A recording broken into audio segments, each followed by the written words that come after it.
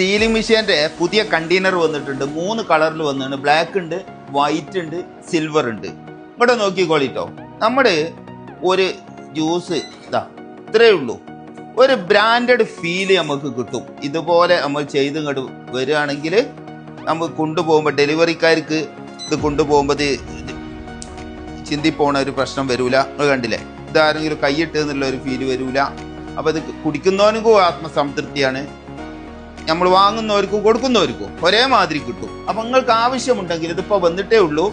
ഇതിന് 6 മാസത്തെ വാറണ്ടി ഉണ്ട്. കുറഞ്ഞ ക്വാണ്ടിറ്റിയേ ഉള്ളൂ.